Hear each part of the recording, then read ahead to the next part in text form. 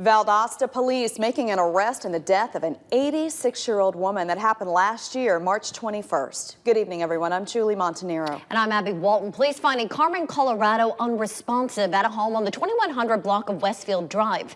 It was believed Colorado was suffering from cardiac arrest. However, after an autopsy, her death is now being ruled a homicide. And today, VPD announcing the arrest of her granddaughter, 41-year-old Amy Jeanette Ave. She's facing charges of malice murder. No other details have been released about the way Colorado died. Ave lives in Frisco, Texas. Frisco police assisted in making this arrest. She is currently awaiting extradition. A shocking story out of Wakulla County. Just listen to this. These parents right here now under arrest, accused of locking their 6-year-old child in a laundry room. WCSO says Ashley and Norris Groover are accused of making that child sleep alone on the floor in the room without a blanket or a pillow, telling police it was because the child was demon-possessed. As a law enforcement officer, there's many cases that you deal with that you're going to remember. There's a few that shake you to your core, and this is one of those cases. The arrest report also showing the parents locked the child inside the room with a pit bull, which the child was afraid of. Both suspects are now booked into the Wakulla County Jail. We have an update now to Thursday's shooting at the Marathon gas station. The store clerk, Mohammed Ghosh, has been arrested. He's charged with aggravated battery and tampering with evidence. According to police documents, the victim walked into the store and attempted to steal a beer. Ghosh and the man began to argue. That turned physical. Ghosh then reportedly shot the victim and planted a knife on him. He's being held in the Leon County Detention Facility now on $11,000 bond. This man, 22-year-old Johnny Tommy Anderson III, is now facing charges for a 2017 shooting. It happened at the Pita Pit on Tennessee Street in September. According to arrest reports, Anderson shot 21-year-old Andrew Glover III 6 times. A baseball bat, surveillance video, and witnesses linked Anderson to that crime. He remains in the Leon County Detention Facility without bond. The Lowndes County Sheriff's Office now investigating a fire as arson. That happened at the Deja Vu nightclub in Valdosta. The fire broke out about 11:30 Thursday night. Nobody was hurt. That case has now been handed over to the state fire marshal. A family of 10 escaping a house fire early this morning in Tallahassee. Look at this. The grandmother now hospitalized, suffering from smoke inhalation. That fire destroyed this mobile home on Bayberry Drive. 7 children, all under the age of 8, thankfully escaped. Family members describe chaos as the flames spread fast. But once I knew that everybody was out, I couldn't come back. I had to go. I just went, and I couldn't look at it. I couldn't look at my brother hard work go up into flames. TFD says an electrical problem caused that fire. The Red Cross is assisting the family. Coming up tonight at 6, we'll have details on how you can help as well. Well, a scary incident in Leon County. A school bus striking a pedestrian this morning.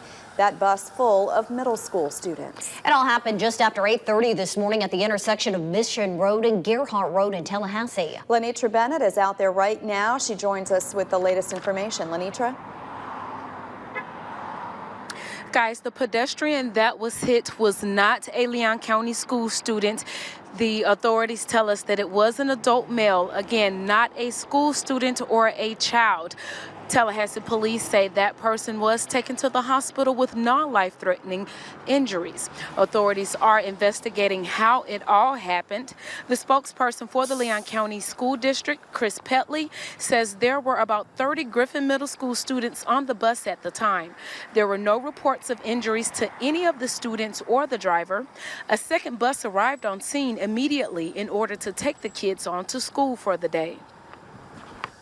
The incident's under investigation. We'll work with our partners at TPD to look at the video surveillance cameras on our buses, and they're taking witnesses' statements right now, and they'll get to the bottom of it. Petley says policy requires the bus driver to be tested for drugs and alcohol. We do not know yet if the driver will be placed on administrative leave during this investigation. Now, the identity of the pedestrian has not been released, but I spoke to several people out here today when they first found out what happened.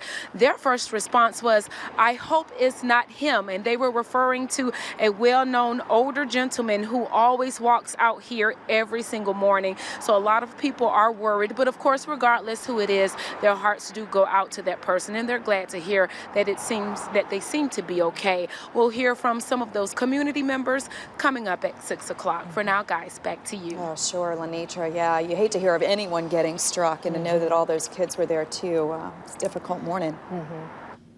Well, parents are reacting this morning after getting word that a student brought an unloaded weapon to a local elementary school. That incident happening yesterday at Hartsfield Elementary School. Our Capital City correspondent Marielle Carbone joins us live. Marielle, what's going to happen to that student now?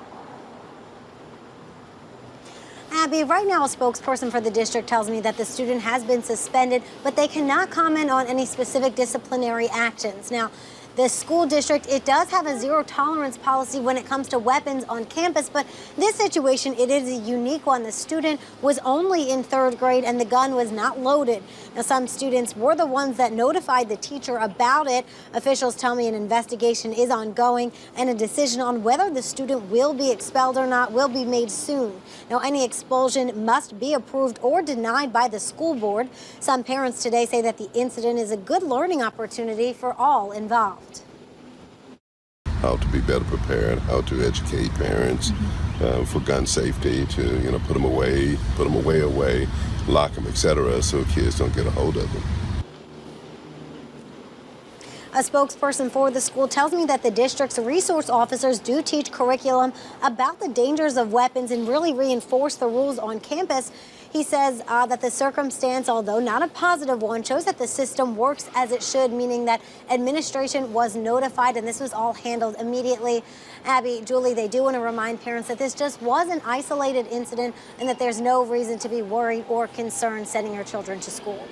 Reporting live from the Governor's Club, Marielle Carbone, WCTV Eyewitness News. All right, you hear about recent reports and things like that. Just very, very thankful nothing more happened with that. Thanks, Marielle. Absolutely. Let's take a look outside right now. Blue skies over Tallahassee. This is north of our studios, right here at the flyover. Very nice for a Friday, wouldn't you say? Mike, looking nice, but are changes on the way?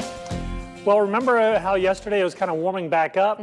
Yeah, past tense. Now it's getting colder again. But the good news is it's not going to last a long time. But if you're headed out this evening, so much for those milder temperatures. It's going to get chilly again. The morning rainfall, sadly, about as expected. Thought maybe we'd get more than we thought we were. No, it didn't happen at all. Instead, we had just a few little light showers, and that was it. And they're long gone. The clouds, they're thinning out, but only for about another, 12 to 18 hours before they start coming back. And you can see the temperatures, they're comfortably cool, but earlier today they were in the low to mid 60s, so they're already starting to fall back down into the 50s. And if you watch the futurecast, we go from the clear skies tonight into tomorrow morning to all of a sudden the clouds come back tomorrow. And by the time we get to Sunday, we're still talking about, a lot of the wet stuff coming into the picture. I'll explain in just a few more minutes. I haven't used my heater in 2 days. I was so excited about that. I know. Little glimpses of the spring ahead. All right, thank you, Mike. And next at 5, unfortunately, no signs of slowing down. Yeah, the flu virus rapidly increasing its reach this week, becoming deadly for even more children. We'll hear one family's heartbreaking story.